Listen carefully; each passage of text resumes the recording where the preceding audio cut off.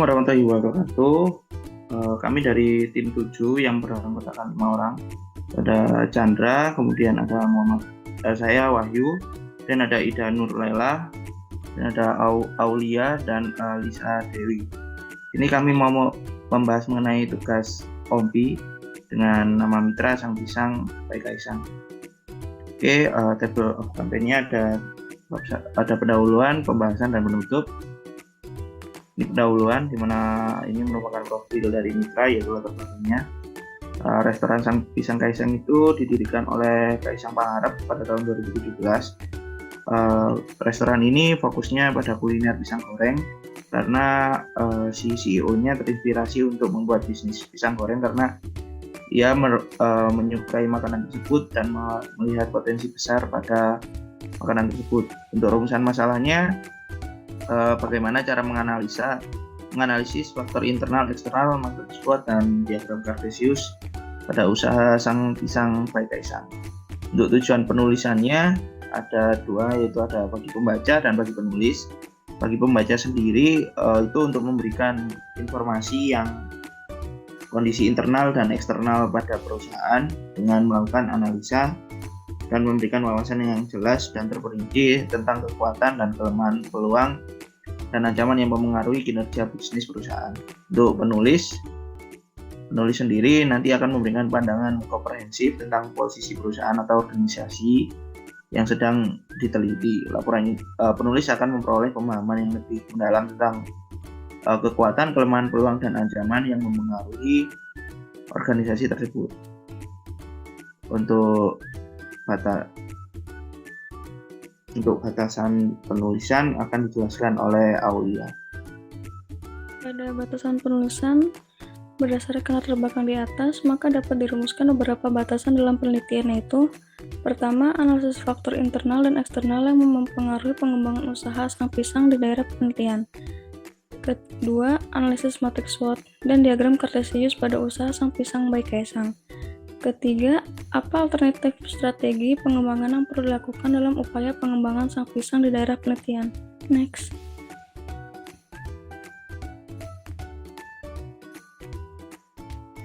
Kemudian metode terdapat 3. Pertama, metode penentuan daerah. Pemilihan daerah penelitian dilakukan secara purposive sampling, yaitu pemilihan sampel berdasarkan pertimbangan tertentu sesuai dengan tujuan yang ada. Daerah penelitian dilakukan di salah satu kedai yang Kaisang punya. Dasar pemilihan daerah penelitian ini yaitu karena melihat letak usaha yang strategis dan mudah dijangkau bagi konsumen dan sangat unik karena memiliki beberapa manajemen usaha. Kedua, metode analisis data. Data yang diperoleh dari lapangan terlebih dahulu ditabulasi secara sederhana dan selanjutnya dianalisis dengan metode analisis yang sesuai. Untuk rumusan masalah, dianalisis dengan menggunakan metode analisis deskriptif kualitatif, yaitu metode penelitian yang menggunakan data primer dengan wawancara langsung kepada produsen untuk melihat kekuatan, kelemahan, peluang, dan ancaman, serta digunakan metode analisis matriks SWOT untuk menentukan strategi pengembangan usaha Sang Pisang. Next. Yang ketiga, metode penentuan sampel. Penentuan sampel dalam penelitian ini berdasarkan informan yang dapat memberi informasi mengenai usaha Sang Pisang.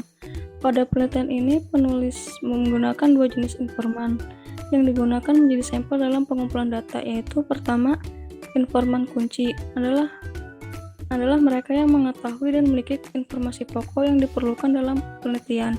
Kedua, informan utama adalah mereka yang terlibat langsung dalam interaksi sosial yang diliti. Penentuan informan utama dilakukan secara aksidental atau secara kebetulan.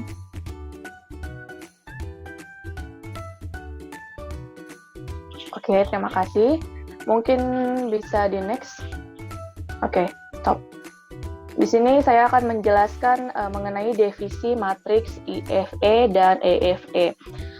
Jadi IFE sendiri singkatan dari Internal Factor Evaluation, kemudian yang EFE itu External Factor Evaluation. Jadi IFE dan EFE ini digunakan untuk mencari aspek kekuatan, kelemahan, peluang, serta ancaman yang dihadapi oleh perusahaan. Menurut Adriansyah pada tahun 2019. Lalu untuk IFE sendiri merupakan perangkat formulasi. Perangkat formulasi strategis yang meringkas serta mengevaluasi faktor internal perusahaan, yaitu faktor kekuatan dan faktor kelemahan. Lalu untuk EFE sendiri merupakan perangkat formulasi strategis yang meringkas serta mengevaluasi faktor eksternal perusahaan, yaitu faktor peluang dan faktor ancaman. Next. Berikut adalah hasil analisis IFE dan EFE Sang Pisang by Kaisang, di mana untuk faktor internal usaha Sang Pisang sendiri adalah faktor-faktor yang terdiri dari faktor kekuatan atau strength dan faktor kelemahan atau weakness. Digunakan untuk menentukan strategi dalam strategi pengembangan usaha Sang Pisang di salah satu kedai yang Kaisang punya.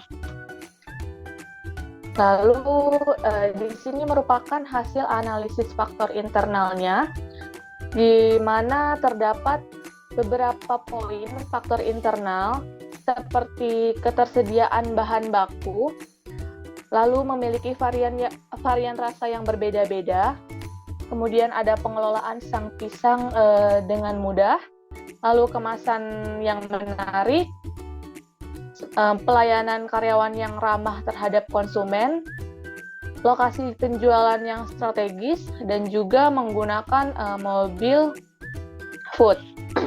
Untuk total nilai bobot, relatif bobot, rating, serta skor dalam indikator kekuatan di sini ada, kalian bisa lihat di tabelnya. Lalu bisa langsung next. Ya, lalu di sini ada dapat dikonsumsi banyak kalangan masyarakat dengan subtotal dari total nilai yaitu 1.527 dan bobot 24,3 serta relatif bobot ada 0,71. Lalu skornya ada 2,45. Next.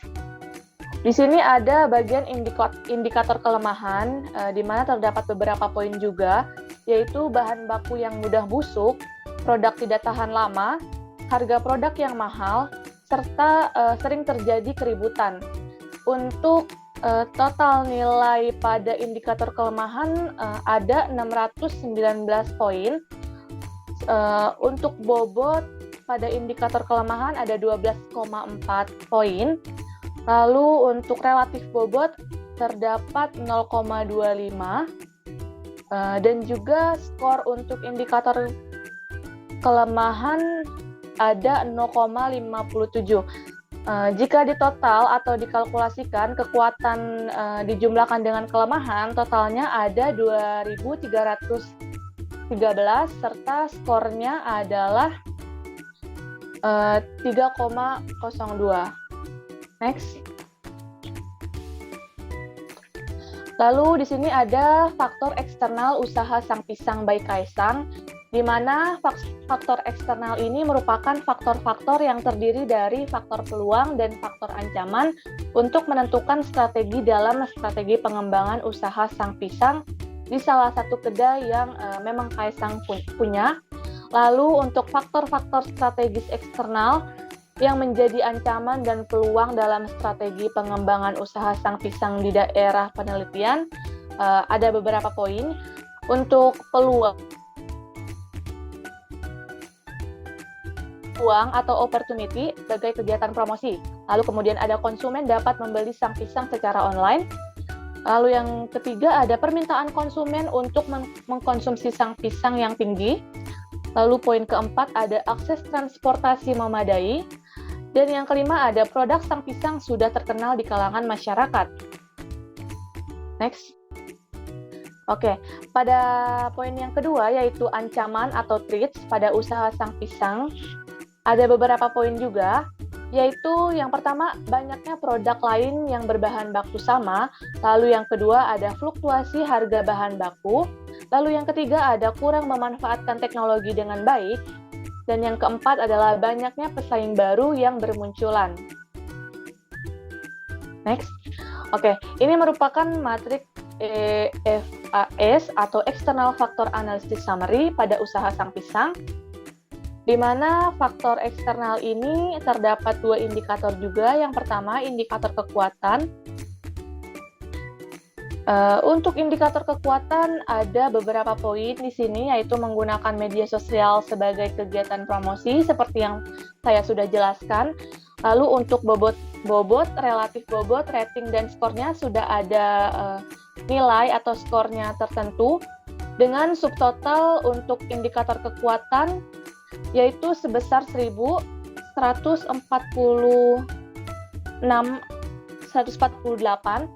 Lalu untuk relatif bobotnya ada 0,67 dan jumlah skor 2,46.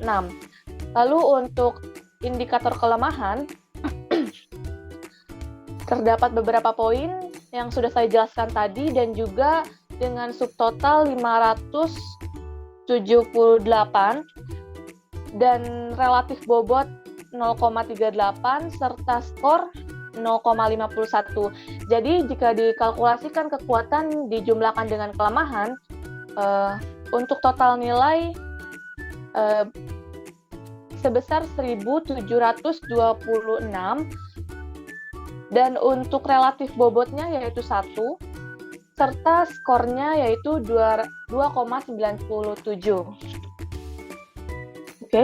Oke, mungkin bisa dilanjutkan oleh rekan saya selanjutnya yaitu Lisa, silakan. Ya, baik. Terima kasih untuk Ida. Nah, di sini saya akan menjelaskan mengenai matriks SWOT dari Sang Pisang by Kaisang. Nah, jadi dalam menentukan strategi perusahaan, maka diperlukan sebuah alat nih atau parameter yang dapat membantu manajemen dalam pengambilan keputusan.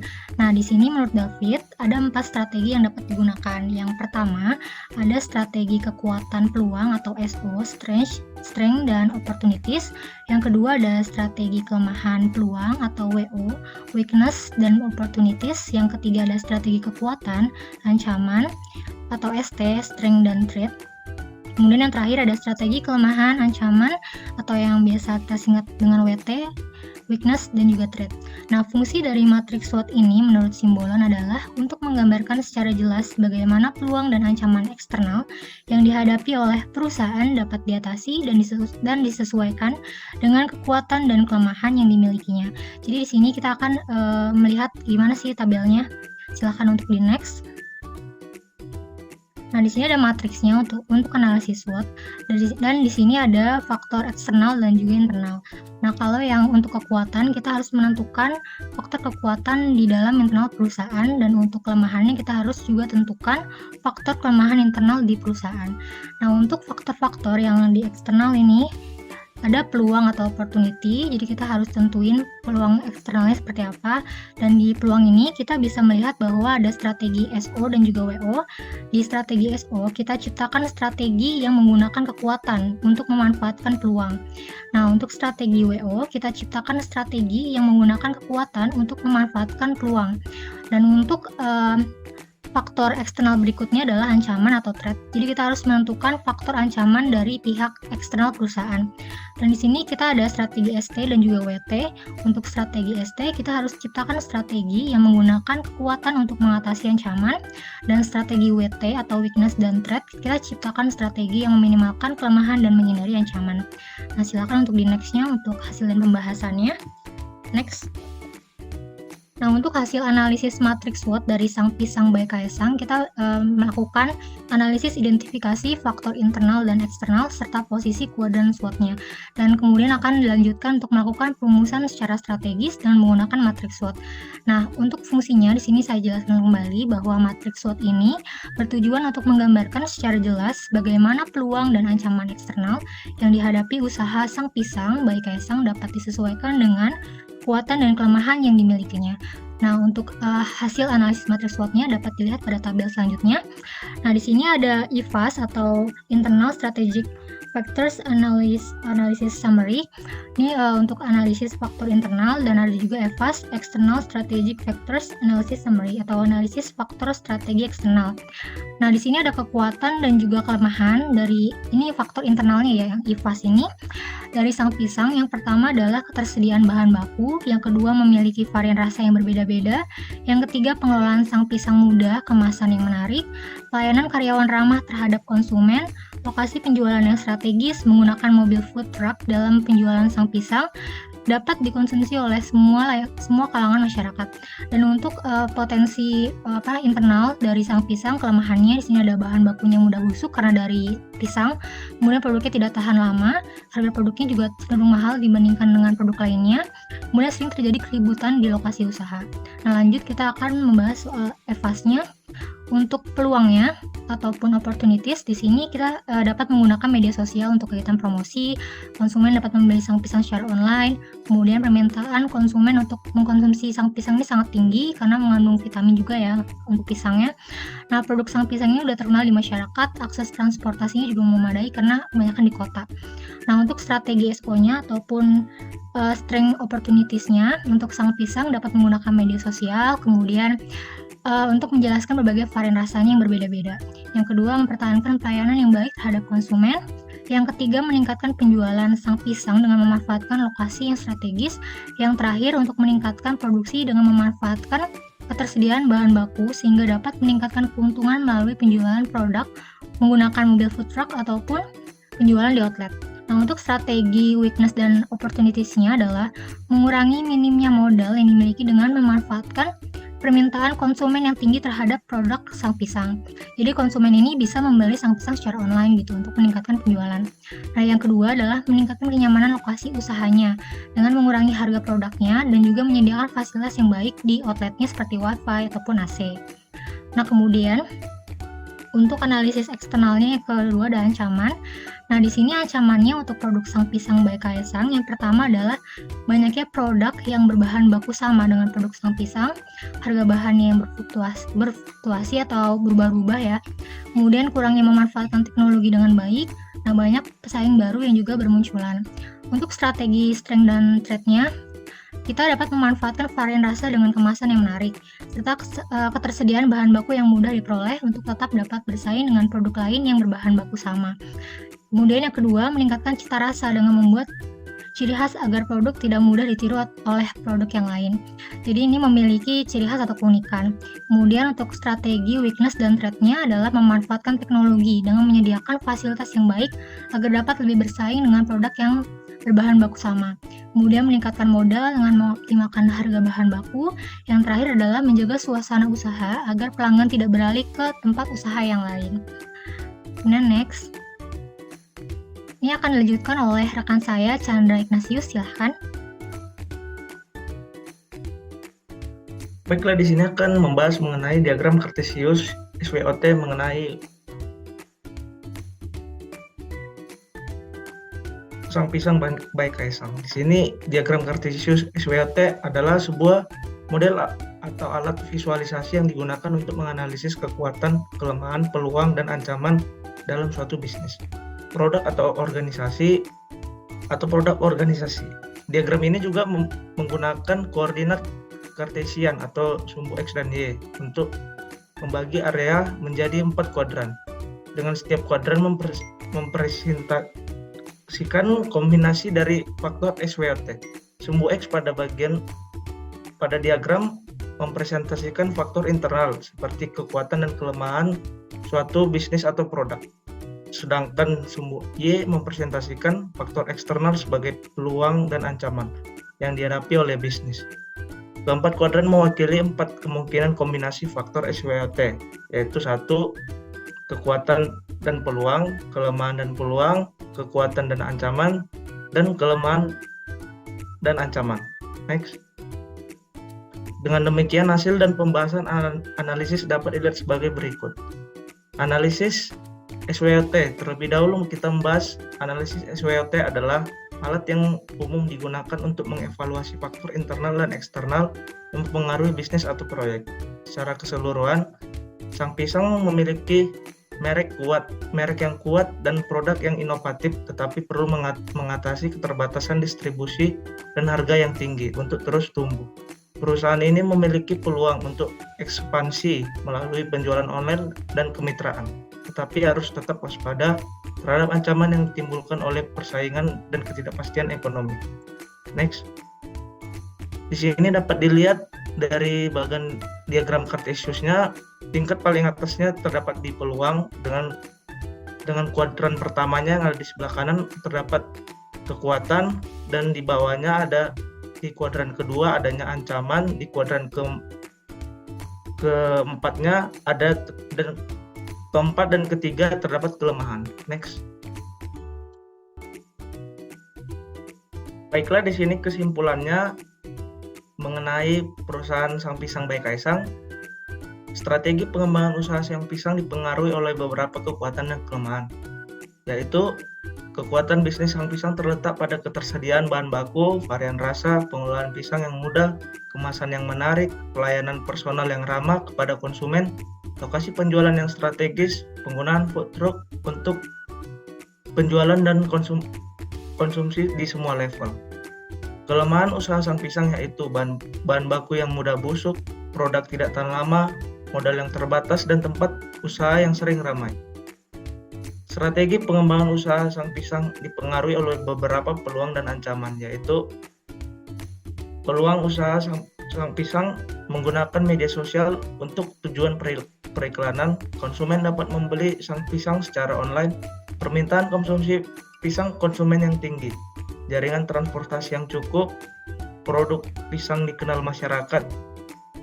Begitu juga, sedangkan ancaman yang mempengaruhi proses bisnis pisang banyak. Produk lain yang dihasilkan dari bahan baku yang sama diproduksi. Fluktuasi harga bahan baku dan penggunaan teknologi yang buruk. Begitu juga banyaknya pesaing baru yang bermunculan.